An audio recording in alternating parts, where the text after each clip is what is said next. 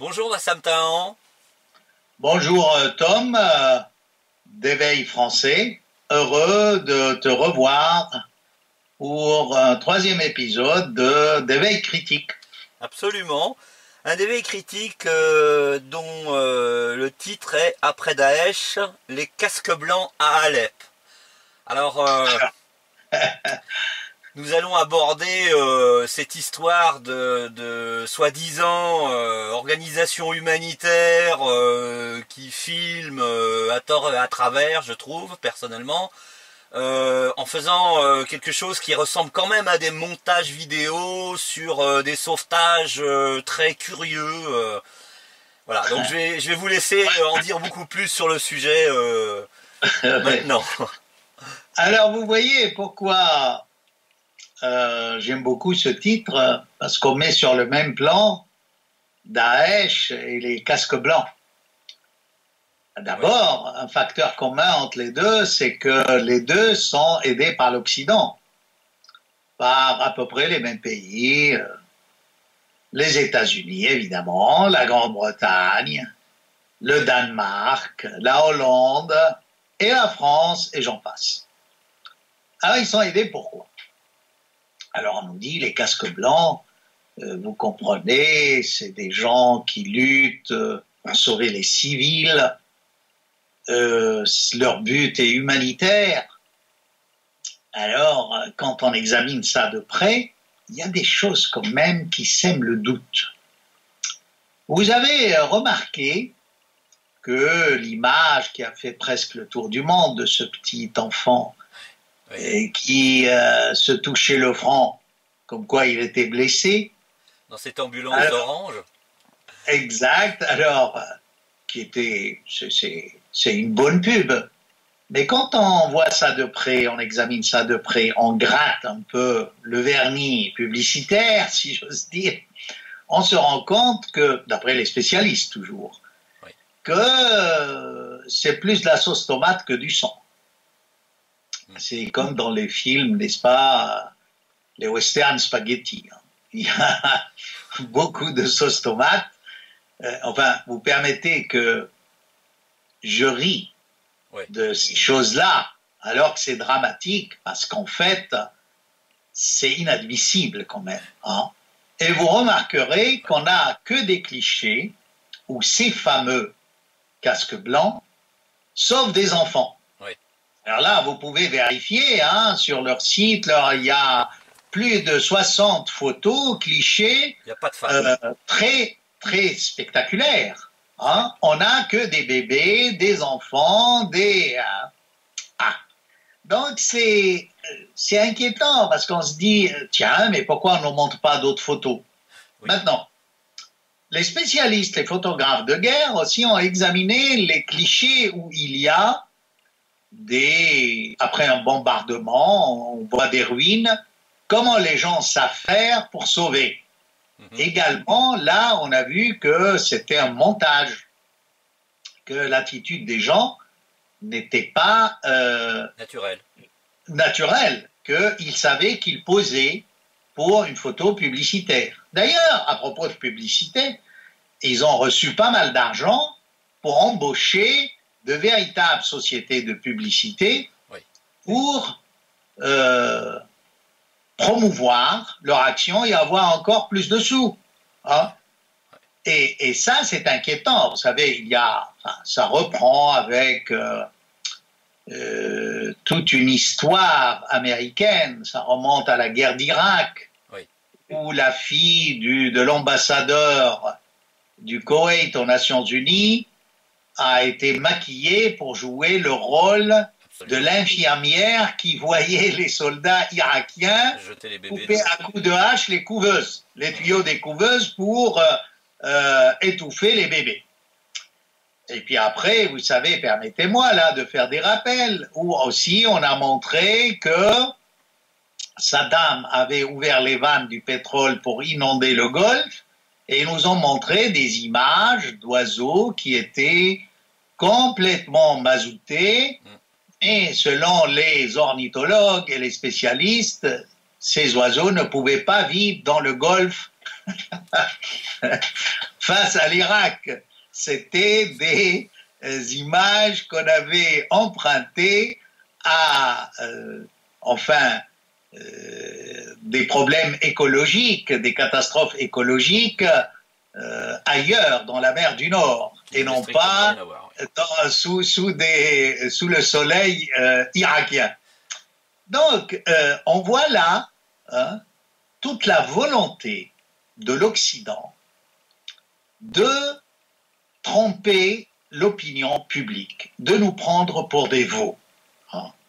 Et malheureusement, les médias européens suivent, la France suit, montre ça, comme quoi il n'y a même pas un seul journaliste qui a osé critiquer, dire mais attention là, il y a des choses qui... Non, pour le moment, on cherche à donner même, d'ailleurs tout le monde était mobilisé pour que les casques blancs aient le prix Nobel de la paix.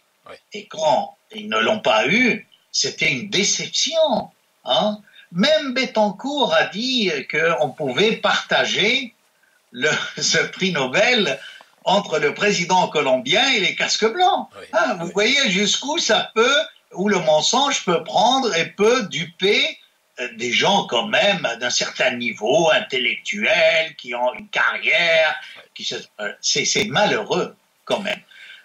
Ajoutez à cela les dernières déclarations américaines, que comme quoi, pour traquer les gens qui suivent Daesh, ils ont dû embaucher une société publicitaire britannique pour faire de faux films publicitaires pour Daesh. Mais alors, je ne comprends pas. Ils ne se sont pas rendus compte que c'était un danger, que ceux qui regardaient cela, qu'ils suivent Daesh ou pas, ils pouvaient être emballés et aller rejoindre les djihadistes en Syrie. C'est jouer avec le feu. Mais tout ça passe. Je maintiens mon idée. Tout ça est fait pour détruire l'islam de l'intérieur. Cette histoire de Daesh, de guerre interconfessionnelle chiite-sunnite, elle est ficelée, financée par les Américains, qui roulent les pays du Golfe dans la farine. D'ailleurs, vous avez vu, on aura l'occasion d'en parler, la première fois, le royaume saoudite est obligé d'emprunter. Pour la première fois de son histoire, oui. Pour la première fois de son histoire. Et tout ça montre que l'Occident continue à faire la guerre au monde musulman et à l'islam, disons-le, sans se rendre compte des conséquences qui peuvent être catastrophiques pour l'avenir de l'Occident et de l'entente entre les différentes religions et entre les différents composants de notre société française, par exemple. On joue avec le feu et on ne se rend pas compte. Mais je continue sur les casques blancs, qui pour moi sont plus des casques rouges que des casques blancs. Alors, ces gens-là, curieusement, n'opèrent que dans Alep-Est. Mais si c'est pour des raisons humanitaires, pourquoi ils ne vont pas en Alep-Ouest? Tout à fait. Alors, on va vous dire, oui, parce que Alep-Est, il n'y a plus beaucoup de médecins. Alors là, permettez-moi de vous rappeler qu'au début de la guerre en 2012, ce sont ces groupes islamistes qui se sont attaqués à Alep-Ouest, pillant les pharmacies, menaçant les médecins de l'hôpital Saint-Louis à Alep. C'est des, je dirais pas des confrères, mais c'est des camarades de classe, certains médecins de l'hôpital Saint-Louis à Alep, les menaçant de mort s'ils ne quittaient pas la ville, s'ils n'arrêtaient pas de faire leur boulot. Mais par contre, c'est sous la menace qu'ils ont emmené parfois des blessés islamistes, mais les médecins les ont soignés. Ils n'avaient pas besoin de menaces, voyez-vous. Oui, les hôpitaux d'Alep-Ouest, comme d'Alep-Est, mais il y a plus d'hôpitaux, c'est une tradition, parce qu'Alep-Ouest est plus vieille. Là, on a les plus vieux hôpitaux de la ville. Il y a une tradition de soins. Vous voyez, donc, ces gens-là, peut-être, à Alep-Est, sont là pour soigner les islamistes. Et c'est les islamistes qui passent en premier. Les civils, c'est juste pour la photo, pour la pub. Mais en réalité, on a des témoignages que ces islamistes gouvernent Alep-Est en dictateurs, en seigneurs de guerre, ils ont tout. Et ils violent, ils tuent, on a vu, vous avez vu comment un enfant a été mutilé, torturé, avant d'être décapité. Oui. Alors, en plus, c'est que ça vous montre à quel point, quand l'Occident veut défendre Alep-Est, il est dans l'erreur et il ne fait que préparer des attentats en Occident. Oui. C'est énorme. Maintenant, sur le terrain, avant que ces casques blancs aient toutes ces aides, même après les avoir eus, ils se sont attaqués à la défense civile, pas uniquement à Alep de l'Est, on le sait, même à Alep Ouest, en tuant les fonctionnaires, enfin les gens qui travaillaient dans la défense civile, même parfois des volontaires, tout simplement parce que sur leur épaule, il y avait le drapeau légal, légitime de la Syrie, avec 2 étoiles vertes. Et ça les dérangeait. Eux voulaient mettre le macaron islamiste. Il y a eu des meurtres d'ambulanciers, de la défense civile, de volontaires, de vols d'ambulances, de vols également de camions de pompiers. Et là, je suis heureux, encore une fois, de citer la journaliste britannique Vanessa Billey, qui en parle. Encore une fois, on le savait, on le criait, mais on est heureux, ô combien heureux d'entendre une journaliste britannique indépendante d'aller dans ce sens et de nous donner raison. Plus, ces mêmes casques bleus seraient en accord avec les daéchistes, les djihadistes, pour terroriser la population et l'empêcher de quitter Alep-Est, parce que sinon, les casques bleus n'auraient plus de fonction, ils vont être démasqués. Absolument. Alors, ils ont miné toutes les issues. Si quelqu'un, une personne d'une famille quitte Alep-Est pour se réfugier à Alep-Ouest, il faut rappeler que le gouvernement syrien a ouvert 6 corridors humanitaires pour évacuer ces gens-là. Absolument. Et le lendemain, sa famille peut être menacée de mort ou peut être carrément assassinée et liquidée. Venons maintenant au nombre, continuons avec tout ce problème de casques blancs. Alors les casques blancs appuient la position du gouvernement français et américain, disant qu'il y a près de, combien à Alep-Est?